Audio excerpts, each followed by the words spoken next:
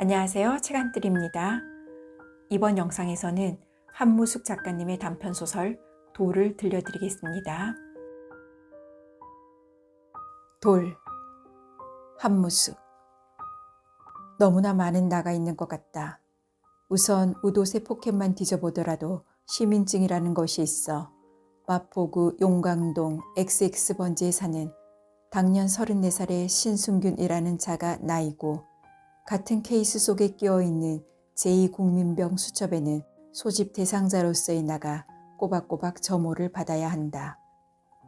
이사 때마다 시끄러운 수속을 면치 못하는 기류계에도 나가 있는 것이고, 직장에 가면 건축기사 XX 과장이 나인 것이다. 그러한 등록된 나를 젖혀놓더라도 나는 무던히 바로하고 있는 것 같다. 내 방에는 헐값으로 사온 날린 거울이 걸려 있는데 수은이 고루 칠해지지 못했는지, 경면에 두덕진 곳이 있는지 그 앞에 설 때마다 틀려 보이는 모습을 나라고 하는 것이다.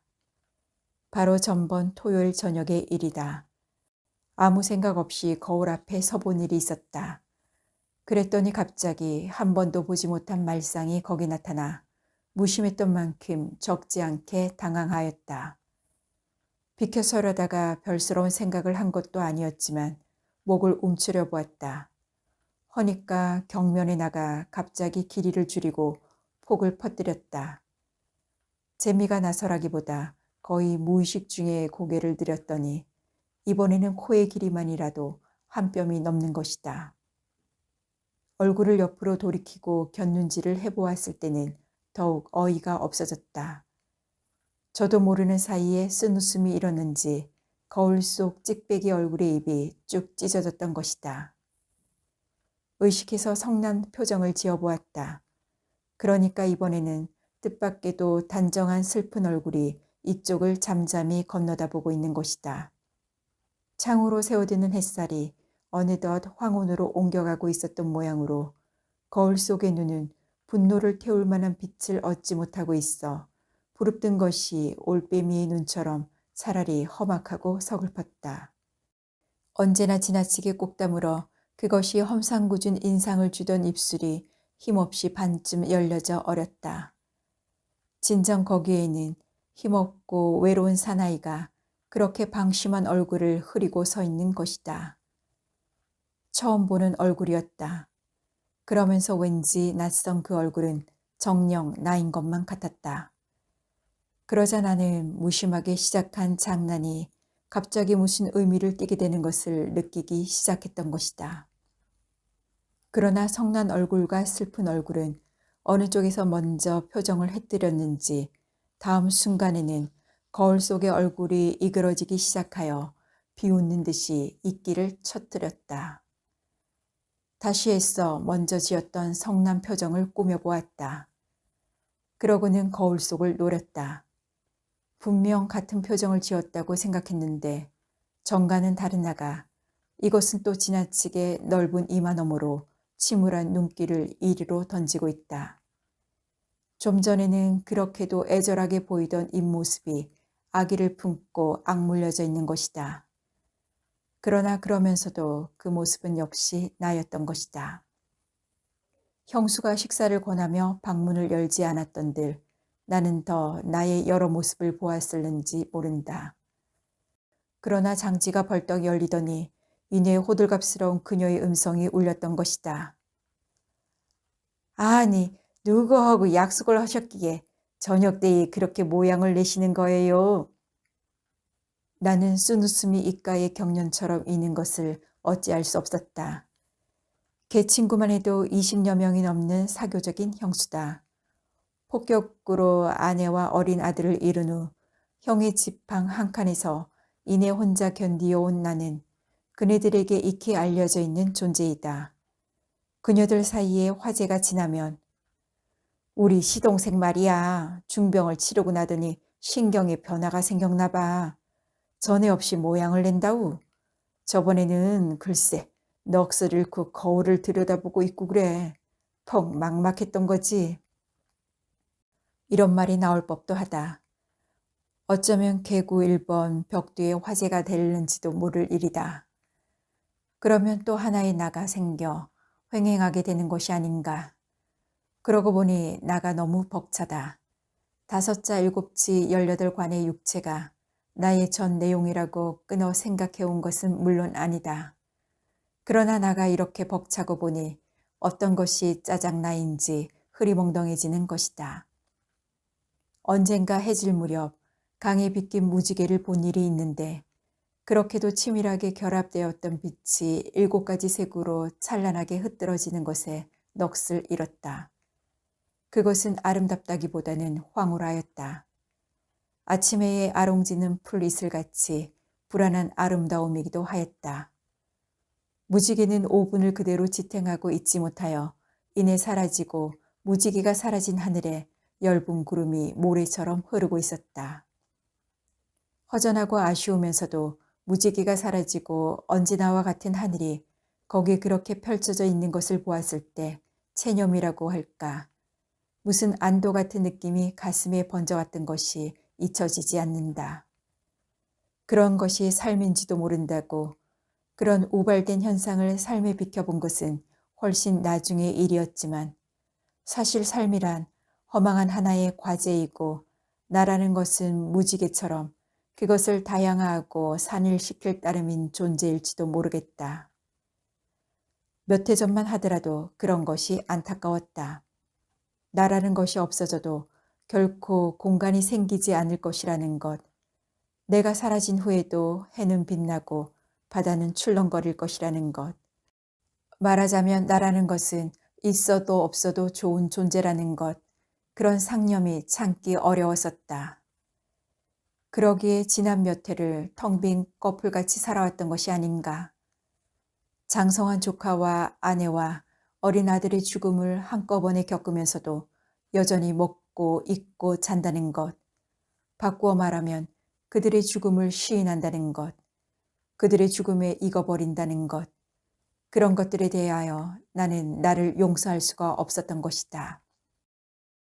형수는 농삼아 흔히 열부라는 말을 하는데 여태까지 재혼할 의사를 가져보지 않았던 것을 그렇게 참혹하게 죽은 아내의 추모와 수절로 해석받는다는 것은 오히려 귀살맞다. 털어 말하여 어머니의 눈에 들어 실토조토하는 평탄한 심정으로 맞은 아내다. 고운정 미운정 다들기에는 두 해가 채 못 되는 부부 생활이 너무 짧았다. 아이로 말하더라도 100날 전의 핏덩이니 눈에 밟히는 재롱을 받아본 일도 없다. 사실 이제 와서는 그들의 얼굴조차 아슬할 때가 많다. 다만 잊을 수 없는 것은 그들의 임종시의 그 신음소리인 것이다.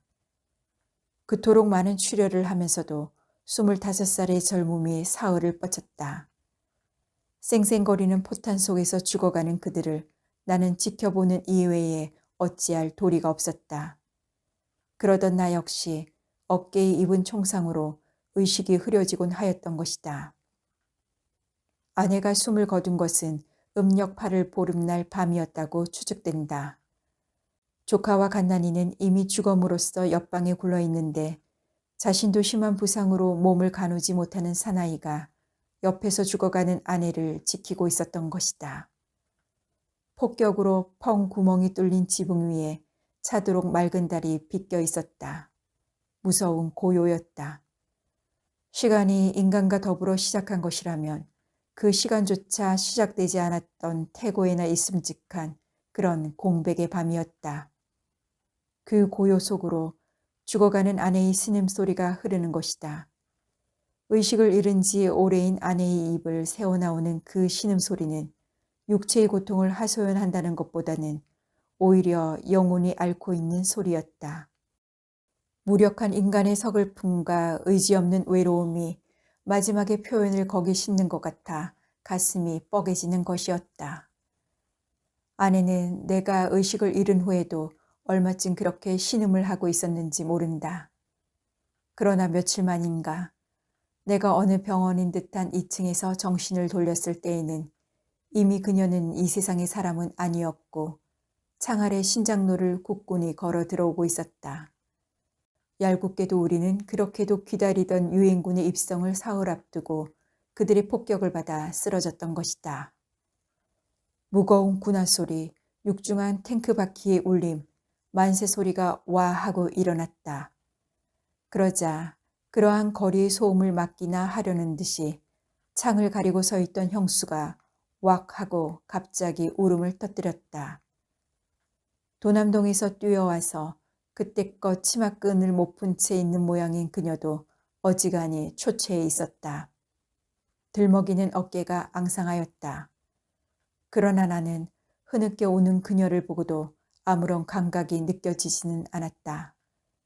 다만 뚫어진 지붕 위에 비켜있던 달이, 그 태고의 공백의 달밤이 내 위에 휑하니 펼쳐져 가고만 있는 것이었다.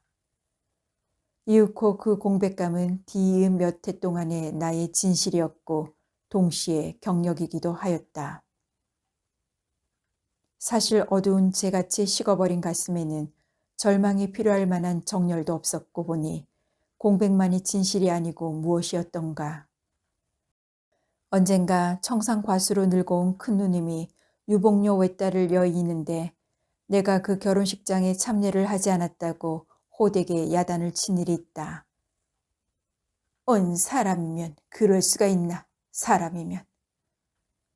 하고 큰누님은 잠옷 붕괴를 하였는데 그런 의리 칠해의 입장에서보다 행복의 의욕을 끊지 않는 것이 인생이라면 그런 견지에서 볼 때 나는 이미 인간으로서 실격하고 있었는지 모른다.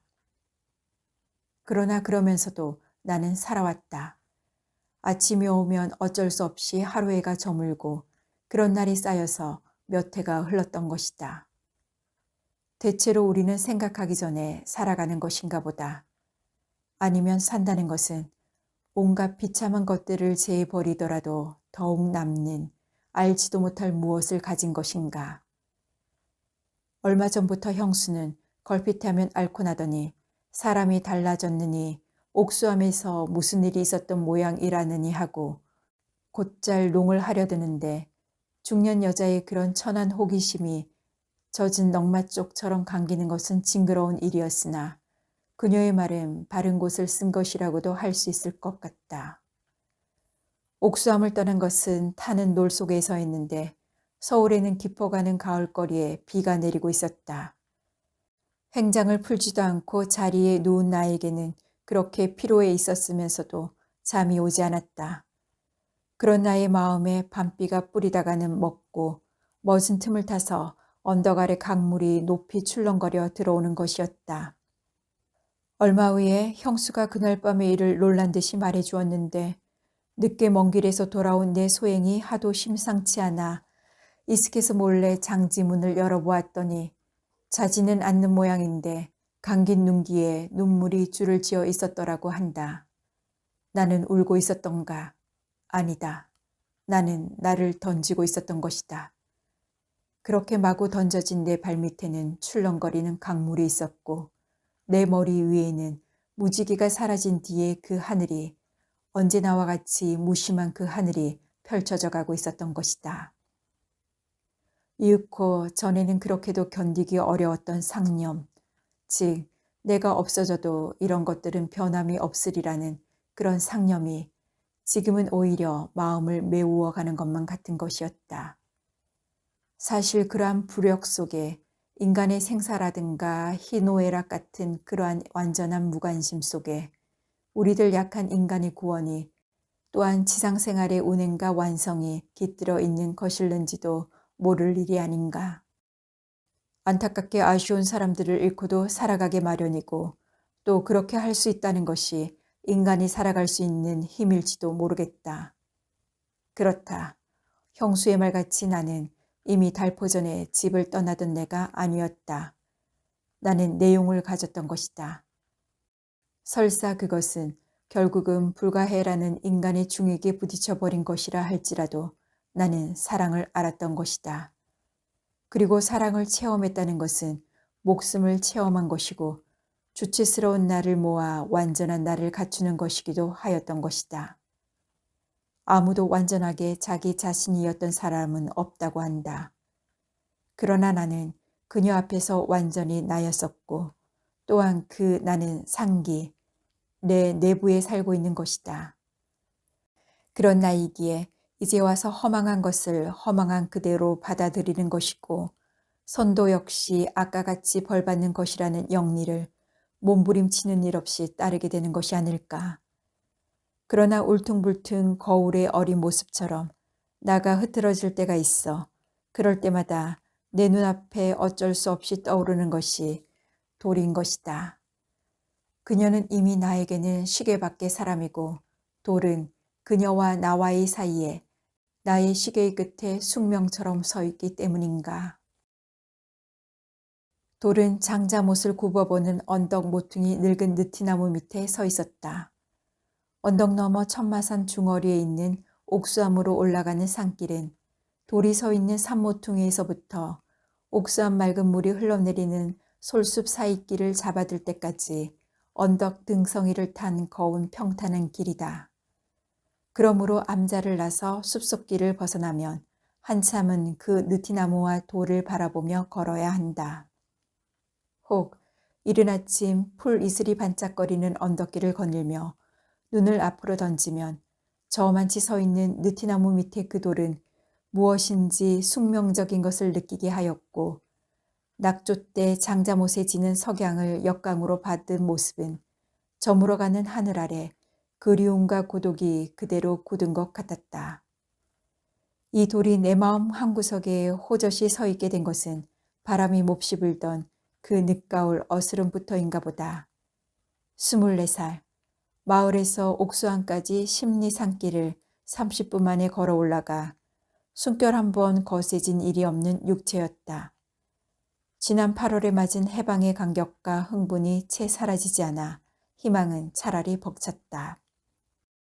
그러나 모진 바람 속을 옥수암으로 향하는 마음은 패잔자의 그것이었다. 실컷 고문이라도 받고 싶은 신경이었기에 마구 광란하듯 부러져치는 바람에 함부로 몸을 맡기는 것은 오히려 흐뭇하였다. 패잔자니 고독이니 하는 비통한 가설이 술보다 마음을 취하게 하는 나이였다.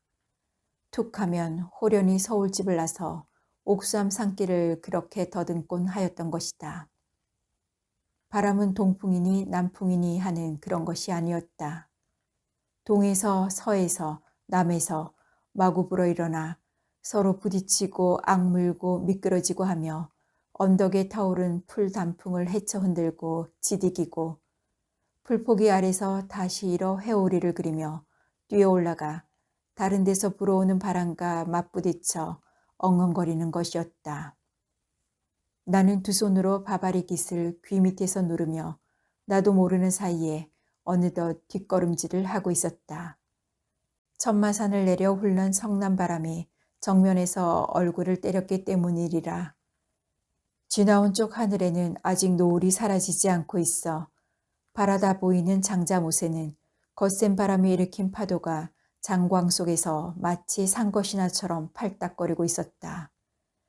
해는 넘어가 보이지 않았으나 못의 어린 장광이 언저리를 희미하게 밝히고 있어 모진 바람에 느티나무가 마구 물어뜯기고 있는 것이 멀리서도 눈에 띄었다.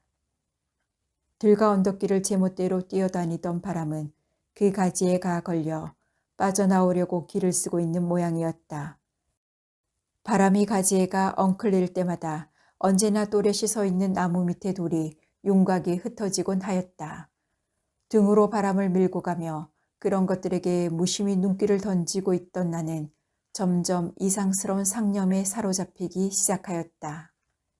즉 느티나무가 바람에 찢기어 허덕거리고 있는 것이 아니라 그 돌들이 형용키 어려운 고뇌와 절망으로 몸을 꼬우고 있는 것 같은 느낌이 자꾸만 드는 것이다. 하나의 몸짓, 하나의 미음이 신화를 꾸며내는 경우가 있다. 이 비정의 돌에 전설이 감도는 것은 누구인가가 어느 신비의 순간 돌의 생명을, 돌의 감정을 보았던 까닭이 아니었던가.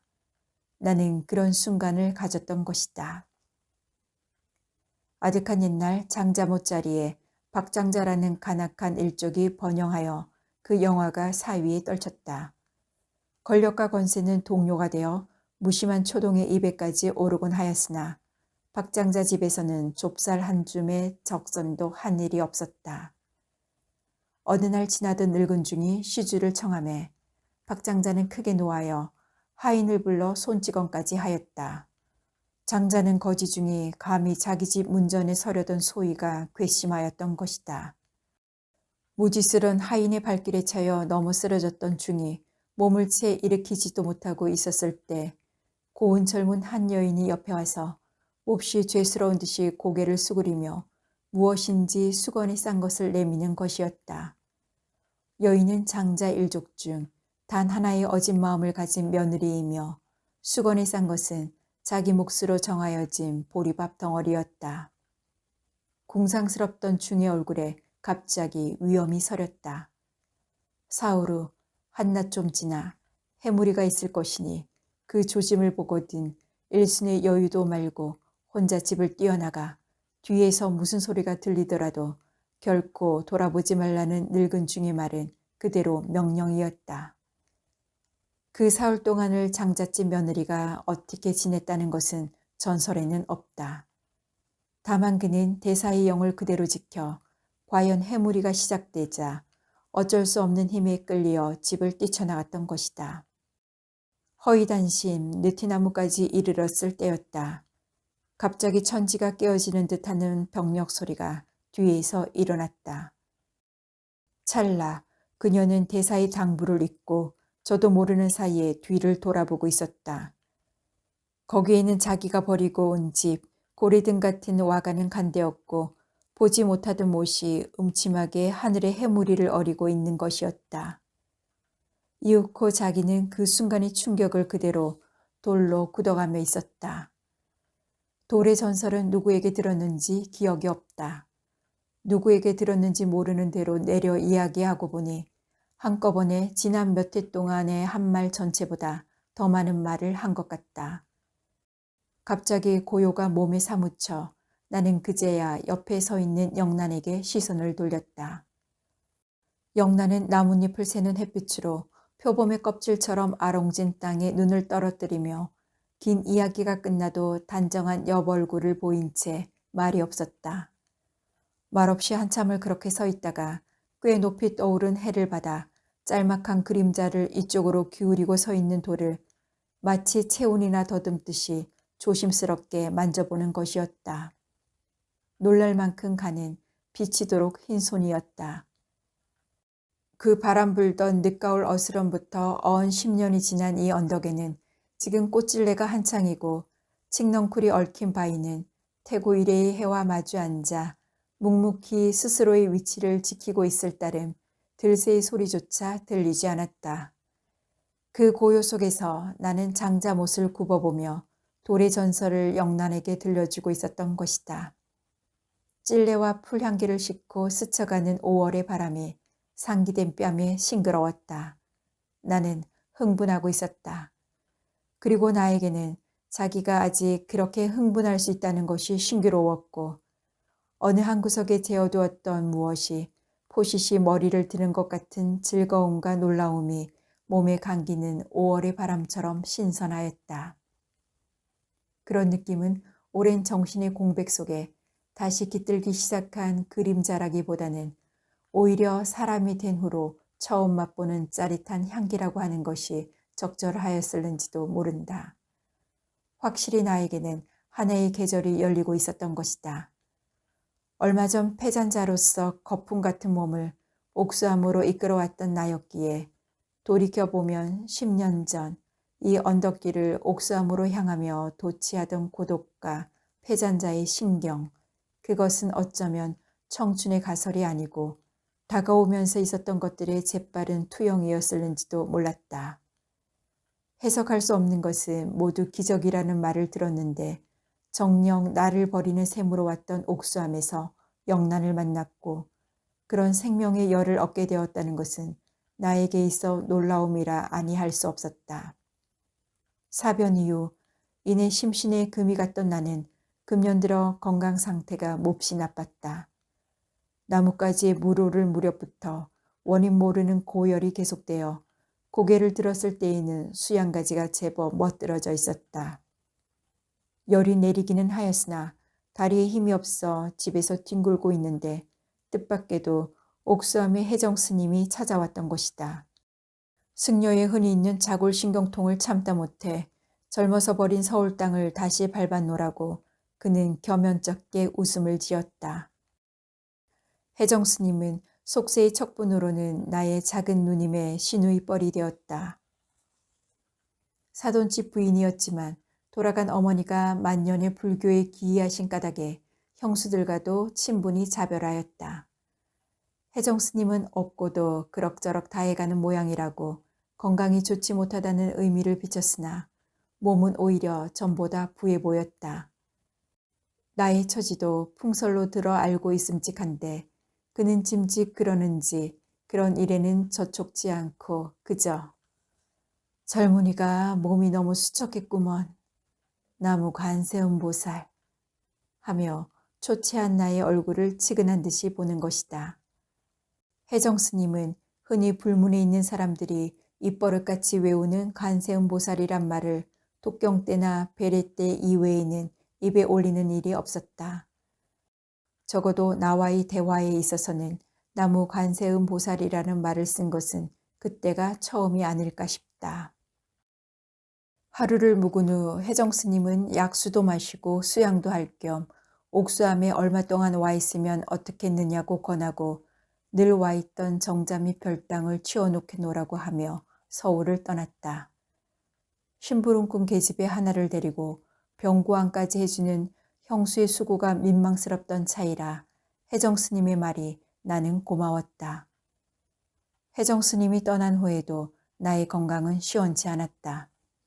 흔히들 말하는 신경쇠약이랄까 두드러진 병은 없었으나 깨끗지가 못하였다. 그렇게 시름시름 앓으니 신경만 날카로워지는 것 같아 차라리 옥수암으로 가서 숨어버리고 싶은 생각이 간절해 호련히 집을 나섰던 것이다. 내가 처음으로 옥수암을 안 것은 혜정 스님의 조카인 북으로 가버린 영민이를 통해서인데 당시 스님은 40을 바라볼까 말까한 어중된 나이에 조용한 여인이었다. 회색 바지 조거리에 포르모리하게 머리를 깎은 승영이었기에 웃으면 덧니가 드러나는 귀염성스러운 인매하며 비치듯이 맑은 살빛이 무언지 세상을 등진 이 여인이 걸어온 길을 더듬어 보고 싶게 하는 충동을 주었다. 옥수암에는 삭발한 사람이라고는 혜정 스님 이외에 갑자기 일어난 화재로 어린 것을 둘이나 한꺼번에 잃었다는 관자놀이에 불된 자국이 있는 스님 또래의 여승이 한 사람뿐이고 나무땅 같은 것을 해드리는 늙은 더부사리와 정주간에서 일하는 중년 여인은 속세대로 읍하고 사람을 맞았고 불반을 짓는 손으로 합장하며 관세음 보살을 외웠다. 절이라기보다는 박행의 가인이 인생을 비켜 사는 산장이라는 느낌이 더욱 짙어 우리는 곧잘 거기가 법당이라는 것을 잊곤 하였다. 혜정 스님이 치워놓겠다고 약속한 정자 및 별당은 암자 뒤를 흐르는 이름 그대로 옥수같이 맑은 계류를 낀 정자로 올라가는 오솔길목에 외따로 있는 초암이었다.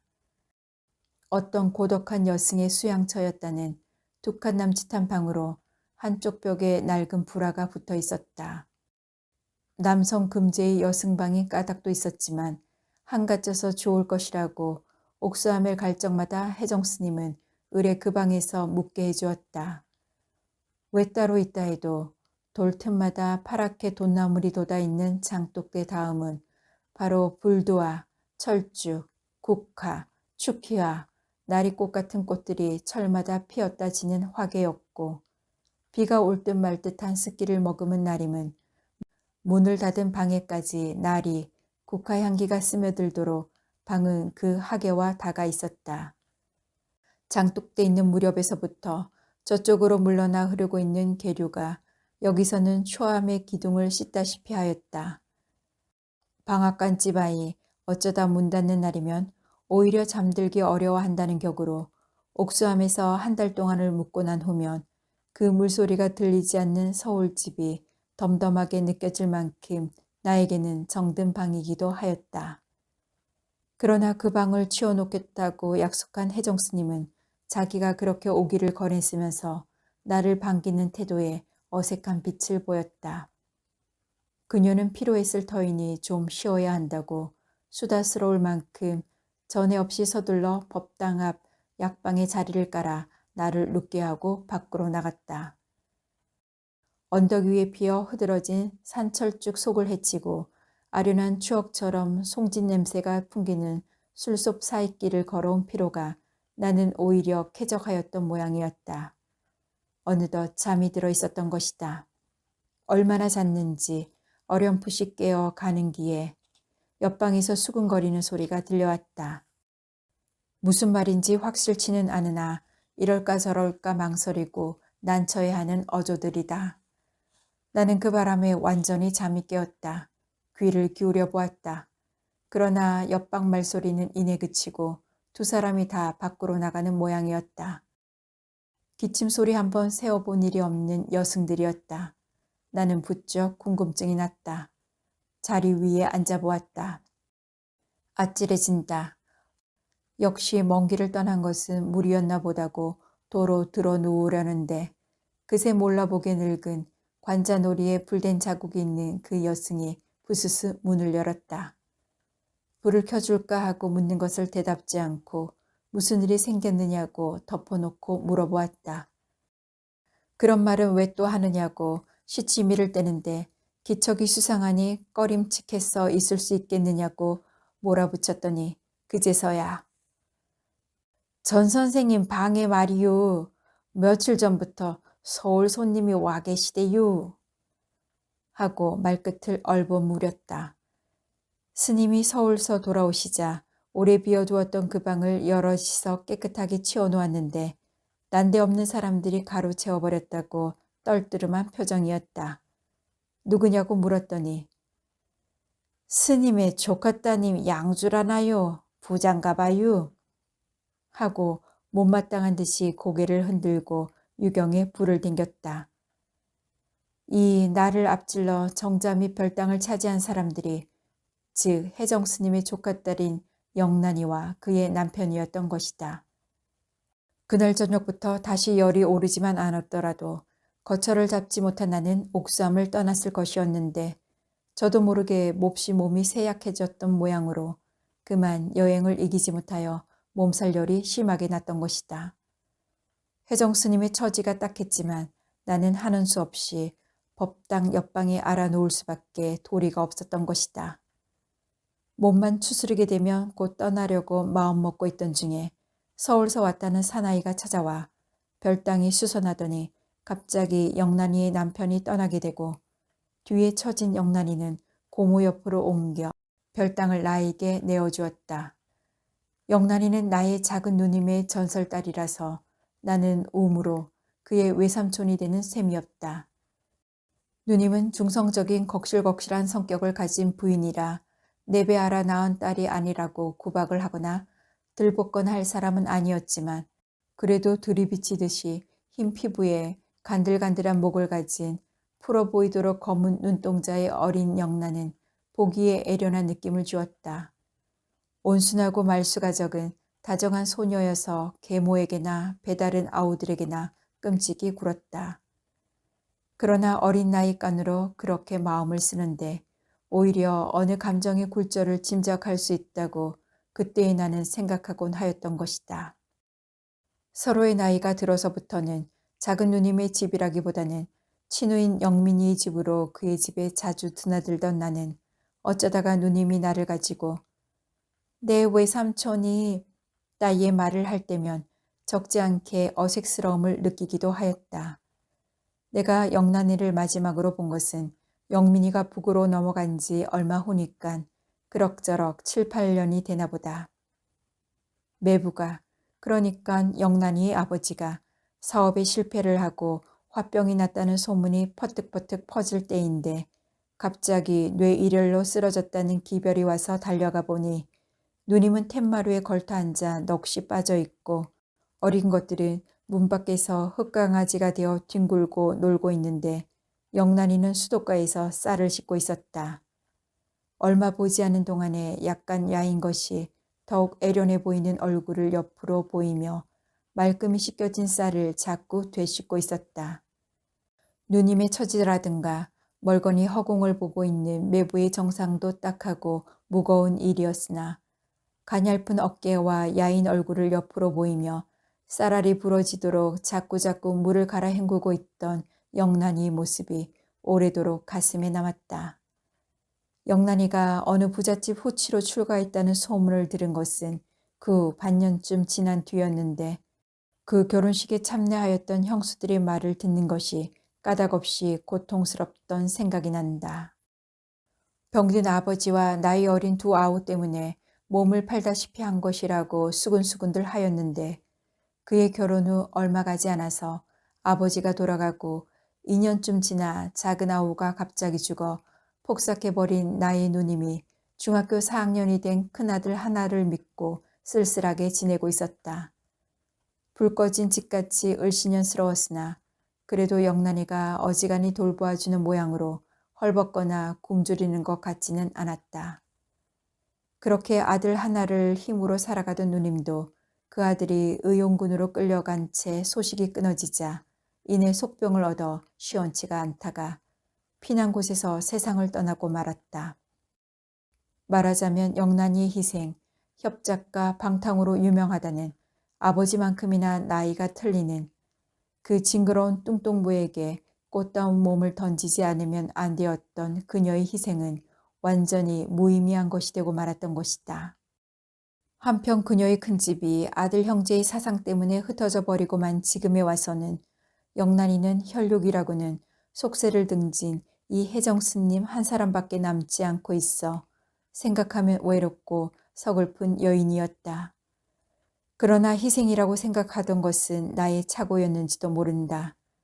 나로서는 다시 없는 불쾌한 사실이었으나 남녀의 결합이라는 것은 한쪽이 남자이고 다른 한쪽이 여자란 원시적이고 동물적인 조건만으로도 이루어지는 것인 모양으로 얼마 동안 그들 부부의 생활을 엿보아왔는데 개기름이 흐르는 더럽게 늙어가고 있는 남편을 섬기는 영란이의 태도는 그렇게도 정성스러운 것이었고 자기 위치에 불만이라든가 회의를 품어본 일은 한 번도 있었을 듯 싶지가 않았다. 그런 영란이를 볼 때마다 나는 무슨 배신이나 당한 것 같은 노여움에 가까운 느낌을 어쩌는 수가 없었다. 그럴 수가 없는 것 같았다. 그러므로 언제나 몸을 곧게 거두고 또 언제나 천연하고 명랑하여 시름이 있어 보일 데가 없는 그녀를 나는 긍정할 수가 없는 것이었다.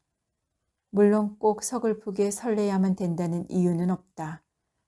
하지만 영란이의 경우 그녀가 그렇게 자족하고 안주하고 있다는 것은 아무래도 서투른 일인 것만 같았다. 생활이 윤택한 까닭인지 성격이 그래서인지 영란이는 무척 차림새의 마음을 쓰는 모양이었다. 그리고 그런 영란이가 나는 안타까웠다. 그렇다면 그런 풍요한 외적 조건으로 말미암아 보다 더 본질적인 것을 젖혀버렸단 말인가. 그러나 어쨌든 간에 한 번도 생산을 한 일이 없는 까닭인지 소녀같이 가냘픈 몸을 그렇게 곧게 거두고 한 무릎을 세워 약간 몸을 꼬이는 듯이 앉을 때라든가 독특한 손놀림으로 치맛자락을 감쌀 때의 그녀에게는 서른이 갓된 성숙한 여인의 자태가 무르녹아 나는 그런 영란이를 보는 것이 괴로운 것이었다. 몸이 몹시 쇠약해져서 옥수암의 약수를 먹으러 온 것이라는 혜정스님의 말이었으나 약수터에 나가도 영란이는 그리 물을 마시는 일이 없었다. 큰 살림을 맡아 하는 사람으로 듣고 있었으므로 정주간 노파의 말을 들을 때까지는 나는 그녀의 태도를 납득하기가 어려웠다. 묻지 않는 말을 정주간 노파는 이렇게 늘어놓았던 것이다. 영감이란 자가 너무나 남봉이 심해 계집이 두릅으로 묶을 지경이라는 것이다. 요즘 와서는 그 대머리가 따갑지도 않은지 그야말로 손주딸 같은 여자 대학생한테 넋이 빠져 사흘에 한 번 집에 들어오기가 어려웠다는데 자기가 아쉬우니깐 하고 곡절이 있다는 것을 비치고 이어 꾀는 휘떡게 살아온 모양이지만 예까지 비켜온 것을 보면 뭐 곧 알아볼 일이 아니냐고 하는 것이다. 댁내가 지나치게 빼었고 묻어내서 하고 뒤를 흐린 말은 칭찬인지 안타까움인지 알 수 없었다. 그제껏 남을 헐어 말하는 것을 들어본 적이 없었던 만큼 심산 속 이름 없는 낡은 절간에서 늙어온 이 어리석고 착한 노파의 말에는 오히려 무게가 있었다. 말하자면 그러한 남편에게 대한 영란이의 정절이란 그의 결혼과 마찬가지로 무의미하다는 것이다. 하물며 결혼 후 7, 8년이 지금까지도 입적도 시키지 않고 있다는 것이 아닌가. 눈치로 한 일이지만 전번에 찾아왔던 사나이라는 것이 실은 영감이 일본으로 뺑소니를 칠 수 있도록 서두른 자인 모양인데 그렇게라도 하지 않으면 안 되게끔 일이 절박하게 된 것 같은 것은 아랑곳 없는 일이지만 글쎄 튄일을 댕내한테 틀어맡기고 간 모양이라유. 어쩌자고 글쎄 하고 채머리를 흔들었다. 댕내는 어떻게 할 작정일지는 몰라도 전실 며느리들이 오히려 시어머니보다 나이가 많아 떠세가 이만저만 해야지 하고 또 머리를 흔드는 것이었다. 그러나 이튿날 약수터에서 만난 영란이는 언제나처럼 곱고 단정하고 명랑하였다. 그렇게 끔찍한 일에 눌려있는 사람이라고는 도저히 보여지지 않는 싱그럽고 맑은 얼굴에 귀염성스러운 웃음까지 띠고 있는 것이다. 나는 그러한 영란이가 새삼스럽게 기이하게 보였다. 여자란 그렇게 부자연한 부부 생활에서도 애정을 가질 수 있는 것인가? 아니면 물질적인 여유라는 것은 그렇게도 인간성을 흐리게 하는 것인가? 몸을 추스르면 이내 떠나려던 나는 열이 내린 후 오히려 한 달 남짓이 남은 어머니의 제사 때문에 쉬어야겠다고 마음을 누치었다. 사실 5월의 옥수함에서 얼마를 지나는 동안 나의 건강은 눈에 띄도록 좋아져 갔고 서울을 떠난 보람이 확실히 있었던 것이다. 가물가물 끊어졌다가 다시 이어지는 독경 소리에 물소리와 산새 소리가 와 얽히는 외진산절의 정멸 위락 그대로의 아침 저녁은 나의 황폐한 심신을 고이 지켜주는 것 같았다. 그러면서 왠지 나는 자꾸만 외로워가는 것이었다. 이 몇 해를 텅 비어 두었던 가슴에 무엇이 들어오기 시작한 것 같았다. 고독이, 그리고 나의 경우 고독이란 천상과 지상의 모든 것을 자기 가슴 깊이 끌어두기 위하여 스스로가 마련한 수도자의 준엄한 고독이 아니고 길 가다 쓰러진 나그네가 쓰러지는 순간에 자각하는 고독. 그것은 차라리 무한한 공간 속에 팽개쳐져 있는 두려움이었다. 그러므로 그 두려움에 몰려버리기보다는 자기를 해하려는 적이라도 있어 주기를 원할 만큼 타협적이고 애끓는 고독이었던 것이다.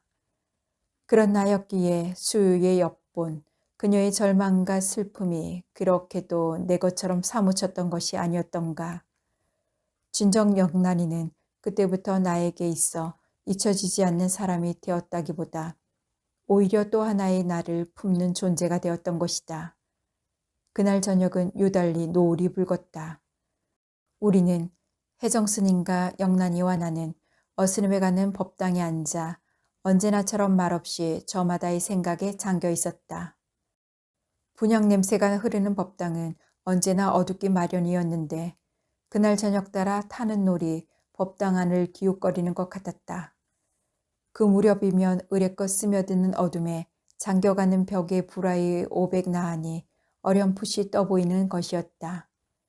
낙조는 거기서 그렇게 망설이더니 갑자기 불단 위에 서 있는 간세음상에 가서 딱 머물렀던 것이다. 불도 켜지지 않는 어스름 속에서 간세음 보살을 우러러보고 있었던 것도 아니었는데 어째선지 나는 그 찰나의 관세음 보살을 눈으로 보았다기보다 전심으로 느꼈던 것이다. 그것은 정녕 합장한 자세의 불상임에 틀림없었다. 그러나 열어젖힌 법당문으로 쏟아져 들어오다 낙조를 정면으로 받은 그 모습은 죄 많은 중생에게 자비를 베푸는 지선의 보살이라기보다는 인간의 번뇌를 석자가 못 되는 전신에 그대로 서려넣은 아름다운 여인의 그것이었다.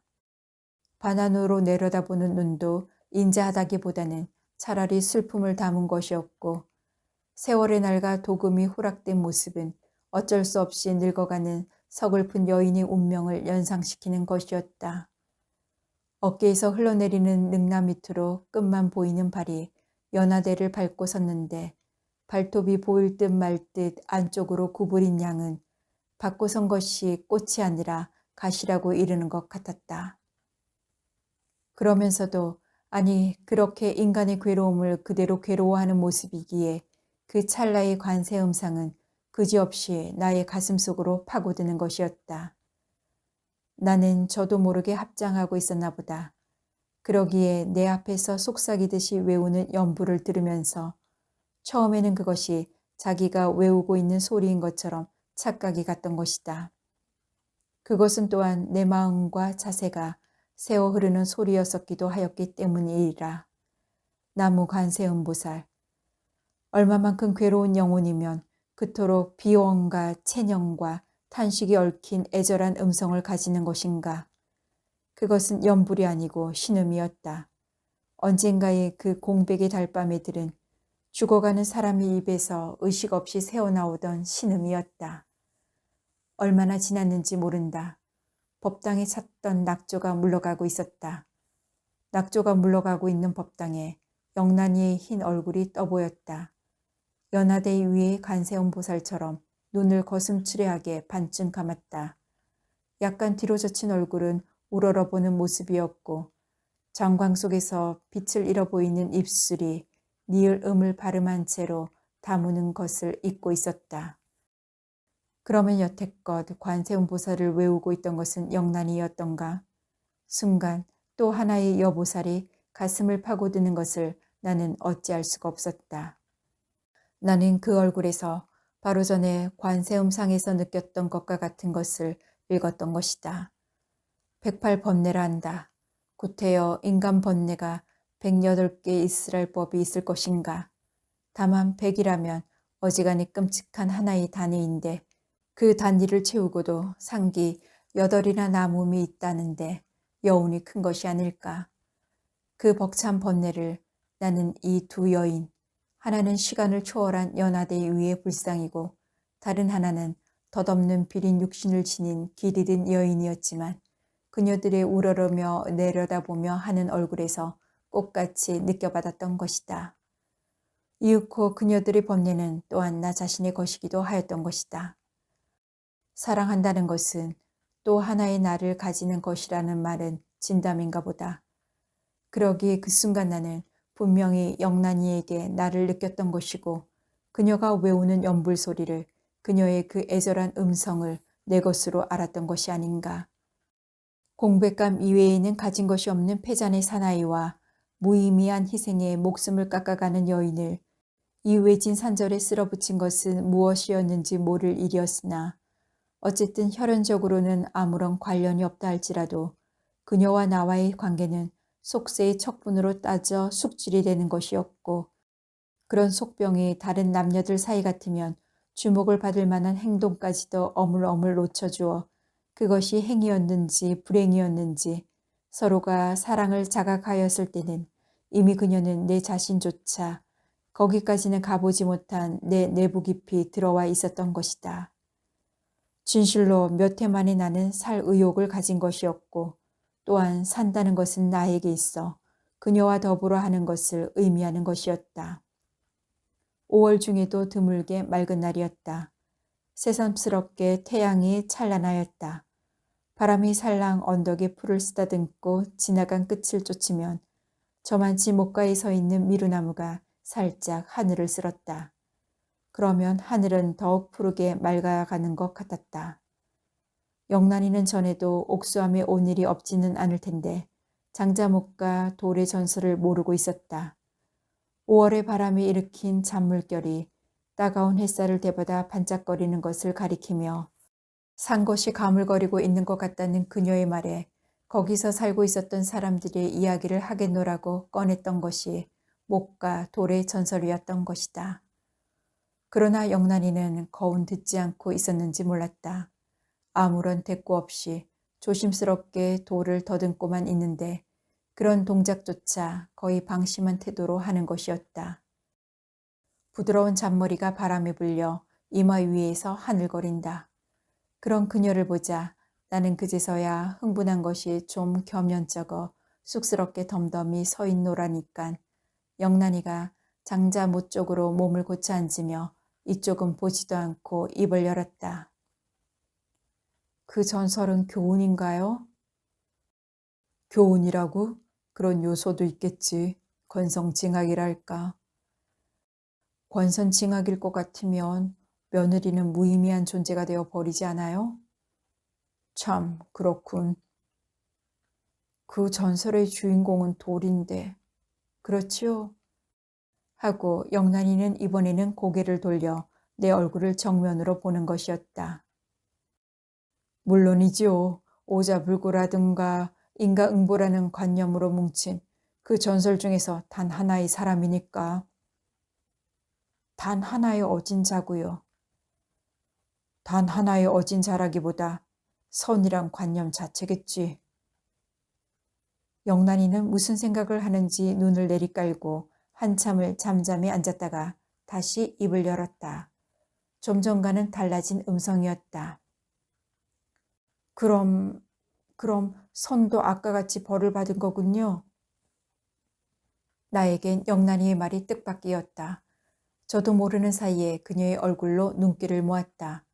그러나 영란이는 나의 그런 눈길을 피하려는 듯이 돌 쪽으로 시선을 돌리며 다시 입을 열었다.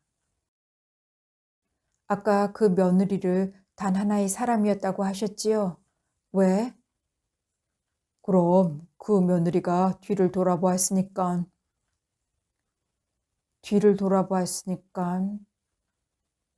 영란이는 나의 말을 그대로 받아내고 이어 나오려는 말을 삼키는 모양이었다. 뒤를 돌아봄으로써 그 며느리는 사람이 된 것이지요. 하지만 교훈을 완성시키지 못한 때 이 전설의 묘미가 있는 것인지도 몰라.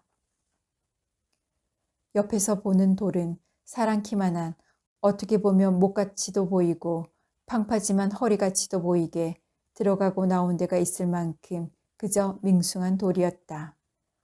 그러나 나에겐 돌이라도 좋았다. 진흙더미라도 좋았다. 영란의 옆에서 같은 사물을 앞에 두고 더불어 생각하는 것만이 즐거웠던 것이다. 뒤를 돌아보지 않으면 그 며느리는 행복했을까? 나지막한 영란이의 말이었다. 남에게 하는 말이라기보다 자신에게 묻는 그런 속삭임 같은 말이었다. 행복의 의미가 무엇인지 모르지만 적어도 이 전설에선 뒤만 돌아보지 않았더라면 이루어지는 무엇이 있었을 것 아닐까? 영란이는 대꾸가 없다가 한참 후에야 말하는 것이 무척 힘이나 드는 것처럼 한마디 한마디를 끊어가며 하는 것이었다. 그렇게 착한 사람이었지만 그런 돌이 되어버리지 않으면 안 되는 운명이었나 보지요. 딴 사람처럼 낮고 쉬듯한 음성으로 던져버리듯이 하는 말이었다. 나는 까닭없이 섬찟하며 눈을 들어 그녀를 응시하였다. 순간 그제서야 그의 시선을 포착한 것 같았다. 5월의 강한 햇살을 비스듬히 받은 야인 얼굴에 음영이 짙었다. 그리고 그늘진 눈은 돌 쪽으로 향하고 있었으나 그는 돌을 보고 있었던 것이 아니고 그런 자세로 자신의 생활을 들여다보고 있었던 것이 아니었던가. 나는 저도 모르는 사이에 한 걸음 그의 옆으로 다가서고 있었다. 왜 인생을 짓밟는 것만을 운명이라고 불러? 그러면 운명은 처벌이란 말인가? 내 어조가 격렬했던지 영란이는 대답이 없이 눈을 내려깔고 옷구름만 만지작거렸다. 영란이, 나는 운명을 전능하다고 보고 싶지 않아. 처벌은 물론 아니고 오히려 운명은 우리에게 부채를 지고 있다고 생각해. 하며 나는 더욱 그녀의 옆으로 다가갔던 것이다. 그러나 서로의 옷자락이 스치려는 순간 영란이는 젊은 표범이나처럼 미끄럽게 몸을 일으키고 머리를 뒤로 젖히듯이 흔들었다. 이윽고 엉뚱한 말이 그의 입에서 새어나왔던 것이다. 그래, 옥동 살 때였으니까 아직 제가 국민학교 때 일이군요.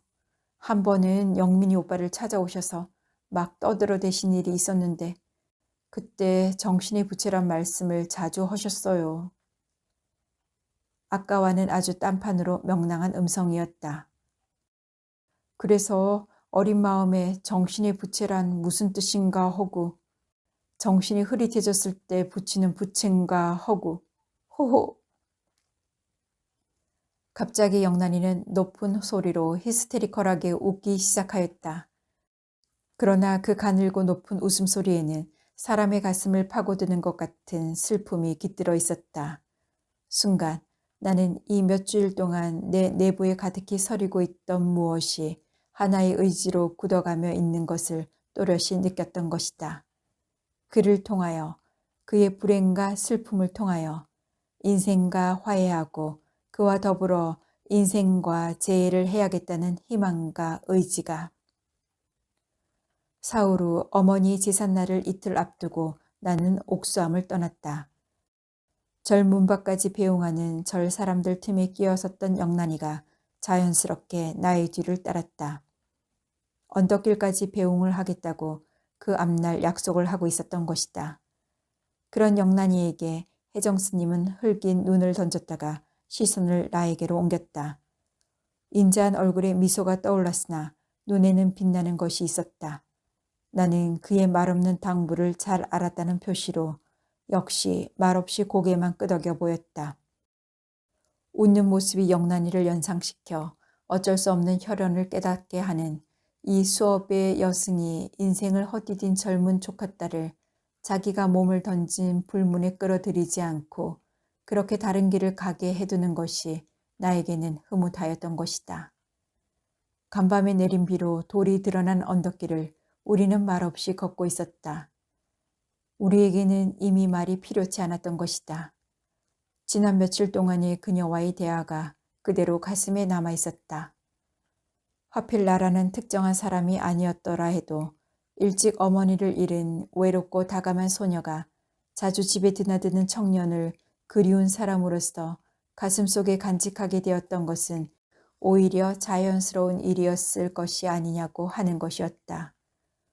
소녀같이 애잔한 얼굴이었으나 그런 말을 하는데 여하간 인생의 경험자라는 느낌을 주어 그것이 오히려 마음을 가라앉게 하였다. 그녀는 곧잘 옛말을 하였는데 놀랄 만큼 상세한 그 기억은 또한 사랑의 고백이기도 하였다. 웬일인지 모래를 몰래라고 발음하는 버릇이 있었던 날을 기억하고 있어 혀끝으로 그 말을 굴려보곤 그럴 때마다 미래나 하듯 가슴이 설레었다고도 했다. 항상 가슴 한편에 나라는 존재가 서 있어 그 죄악감 때문에 그런 결혼 생활을 배겨낸 것일지 모른다는 말 이외에는 지난 일에 대해서는 말이 없었으나 그녀의 환경을 알고 있는 나는 그 한마디만으로 그의 과거를 짐작할 수가 있었다. 그 이상한 명랑성과 만족한 빛은 절망에서 온 것이었던 것이다. 소생 하나 없고 장남한 전실 자식들까지 계모 대접을 거부하는 버림받은 아내인 영란이는 또 그만큼 메인 곳이 없는 신분이기도 하여 그런 것이 지금 와서는 오히려 다행이었다. 내가 앞서 서울로 돌아가고 며칠 후에 그녀가 내 뒤를 쫓아오기로 되어 있는데 두 사람이 만나는 장소와 시일까지 이미 짜여져 있었던 것이다. 흐렸던 날이 개어가는 모양으로 여기저기 푸른 바닥이 드러나기 시작한 하늘에 바람에 쫓기는 구름이 거세고 간간히 마른 천둥이 울리기도 하였다.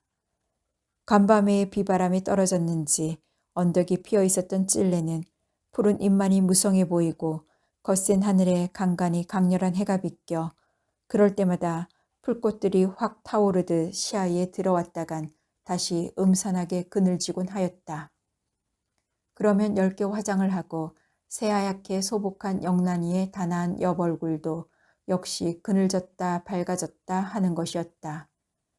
나는 그런 영란이를 보며 어째선지는 몰라도 자기가 대학 공과를 나온 건축기사이고 학생 시대부터 남들에게 어지간히 촉망을 받아본 일도 있었다는 것들이 상기되어 새삼스럽게 나가 고쳐 보여지는 것이었다. 그래도 학생 시대에는 제 나름으로 이상도 가져보았던 나를 그녀의 앞에서 다시 느꼈던 것이다. 장자못이 눈 아래에 눕고 멀리 흰 물거품을 물은 동해가 트였다. 우리는 느티나무 밑에 이르자 약속이나 한 것처럼 돌 앞에 걸음을 멈추었던 것이다. 돌 옆에 서면 자연 장자못을 굽어보게 되는 것은 돌의 위치 때문이었지만 잠시나마 이별을 앞두고 말이 거두어졌던 우리는 어깨를 나란히 하여 그쪽으로 눈을 던졌다. 장자못에는 바람이 일으킨 잔물결 위에 바람에 쫓기는 구름과 얼굴을 내밀었다가는 이내 가리워지는 처참한 하늘이 어리어 있었다. 못에 어리는 그림자가 그렇게 달라져 가곤 하는 중에 꼭 하나, 그것이 제일 무거운 것이었던지 바람도 쫓지 못하고 있는 먹구름이 가운데 뻗치고 있어 그 위에 해가 숨은 모양으로 엄청난 그 구름 언저리가 금빛 선이나 두른 것처럼 찬란하였다. 소나기가 올지도 모르겠다고 영란이 쪽으로 시선을 옮기려는데 먼 곳에서 또 뇌성이 울렸다. 순간 영란이의 전신을 어떤 전율이 흘러내리는 것 같았다. 나는 저도 모르게 절박한 음성으로 그녀를 불렀다. 영란이. 네? 영란이는 눈에 띄도록 몸을 오므리며 이쪽으로 얼굴을 돌렸다.